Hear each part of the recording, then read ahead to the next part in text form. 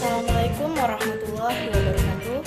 Perkenalkan, nama saya Cindy Puspitasari, perwakilan dari kelompok 4 selaku moderator.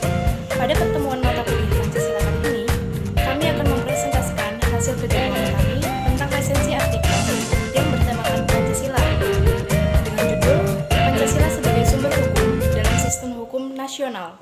Sebelum lanjut ke presentasi, saya akan memperkenalkan anggota kelompok terlebih dahulu. Yang pertama, Anissa Indawardana. Yang kedua, Arum Rofita. Yang ketiga, saya sendiri, Cindy Puspitasari. Yang keempat, Karisma Septianingrum. Yang kelima, Nabila Anatasha. Yang keenam, Nur Hasanah. Yang ketujuh, Rahma Safitri.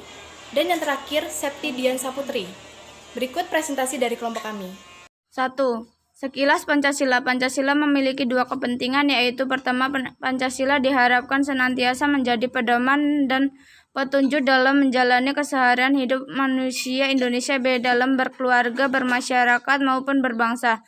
Kedua, Pancasila diharapkan sebagai dasar negara sehingga suatu kewajiban bahwa dalam segala tatanan kenegaraan, entah itu dalam hukum, politik, ekonomi, maupun sosial masyarakat, harus berdasarkan dan bertujuan pada Pancasila.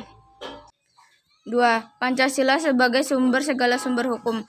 Sumber hukum menurut Jevan Bergen dapat dibagi menjadi sumber hukum material dan sumber hukum formil.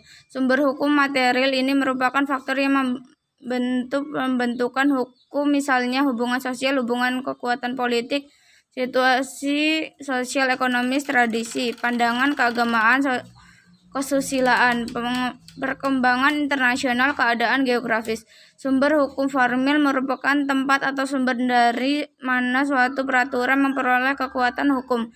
Ini berkaitan dengan bentuk atau acara yang menyebabkan peraturan itu formal berlaku. Apabila dikaitkan dengan dua jenis sumber hukum di atas, maka Pancasila termasuk sumber hukum yang bersifat material, sedangkan yang bersifat formil seperti peraturan perundang-undangan, perjanjian antar negara, jurisprudensi, dan kebiasaan.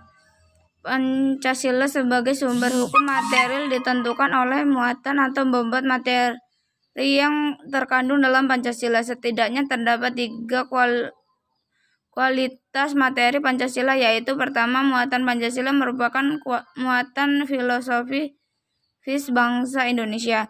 Kedua, muatan Pancasila sebagai identitas hukum nasional. Ketiga, Pancasila tidak menentukan perintah, larangan, dan sanksi, melainkan hanya menentukan asas-asas fundamental bagi pembentukan hukum.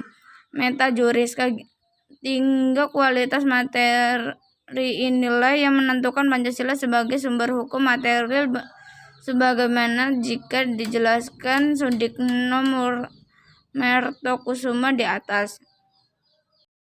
Menurut Rusan Soleh, fungsi Pancasila sebagai sumber segala sumber hukum mengandung arti bahwa Pancasila berkedudukan sebagai ideologi hukum Indonesia, kumpulan nilai-nilai yang harus berada di belakang keseluruhan hukum Indonesia, asas-asas yang harus diikuti sebagai petunjuk dalam mengadakan pilihan hukum di Indonesia, sebagai suatu pernyataan dari nilai kejiwaan dan keinginan bangsa Indonesia, juga dalam hukumnya. Keberadaan Pancasila sebagai sumber dari segala sumber hukum kemudian kembali dipertegas dalam Ketetapan MPR Nomor 3 MPR Tahun 2000 tentang sumber hukum dan tata urutan peraturan perundang-undangan.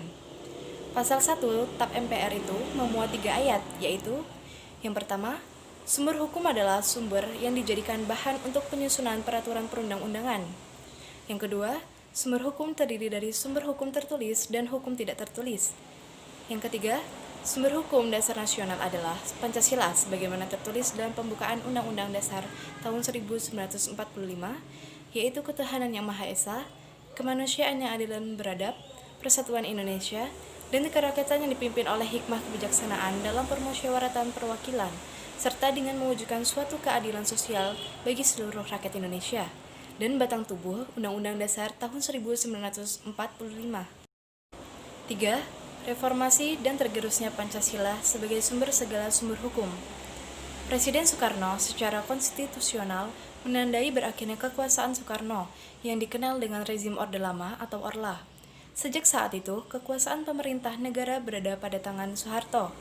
yang walaupun secara de facto Soeharto telah memegang kekuasaan sejak adanya Surat Perintah 11 Maret tahun 1966.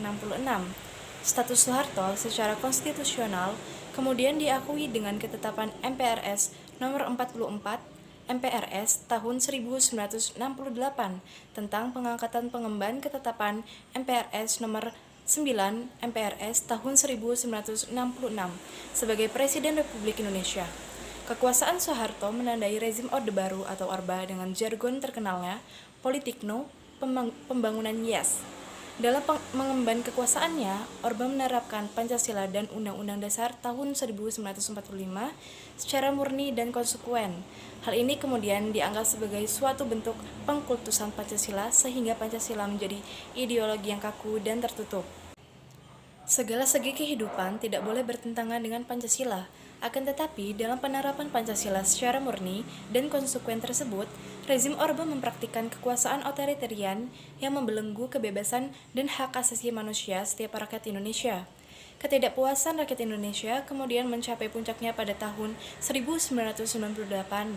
Tahun ini kemudian menjadi tonggak sejarah bagi dinamika kenegaraan Indonesia. Bagaimana tidak?